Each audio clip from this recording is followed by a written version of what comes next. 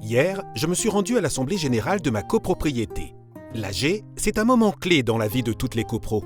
C'est là que les copropriétaires prennent ensemble les décisions importantes pour la copropriété, notamment en ce qui concerne l'entretien et l'amélioration de l'immeuble. Et ce n'est pas une mince affaire parce qu'il y a beaucoup de formalités à respecter. Au fait, l'AG, ça sert à quoi exactement?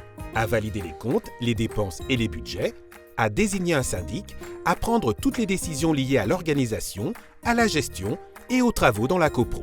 L'AG doit obligatoirement avoir lieu au moins une fois par an dans les 6 mois suivant la clôture des comptes annuels et dans la commune de la copro, sauf si l'AG désigne un autre lieu.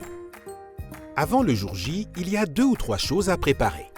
D'abord, en collaboration avec le conseil syndical, le syndic élabore l'ordre du jour, c'est-à-dire la liste des points qui feront l'objet d'un vote ou d'une discussion en séance, en fonction des projets de travaux et des problèmes qui ont pu survenir dans la copro. Sachez que tout copropriétaire peut demander à faire figurer un point à l'ordre du jour. La demande doit être envoyée par courrier recommandé au syndic avant l'envoi des convocations. Ensuite, le syndic envoie la convocation par lettre recommandée avec accusé de réception ou lettre recommandée électronique à tous les copropriétaires au plus tard 21 jours avant l'AG, accompagnée des 5 annexes comptables, du contrat de syndic et des devis pour les travaux envisagés. La date, l'heure et le lieu de l'AG doivent également y figurer.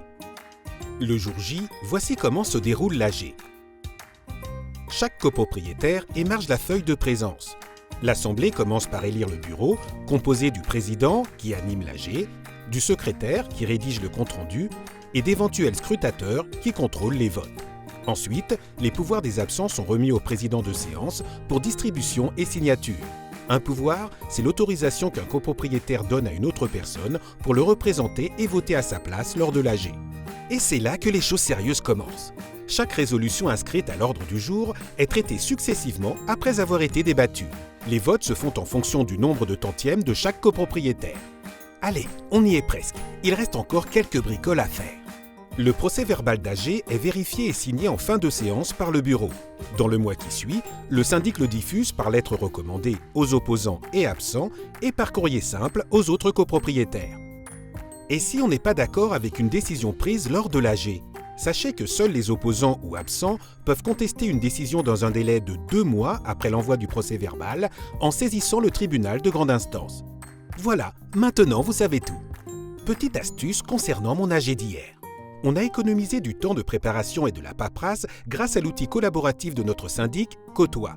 L'ordre du jour a été construit via une plateforme en ligne avec la participation de l'ensemble des copropriétaires sans passer par la case envoi de courrier recommandé au syndic. Faites comme nous, simplifiez-vous la vie avec Côtoie.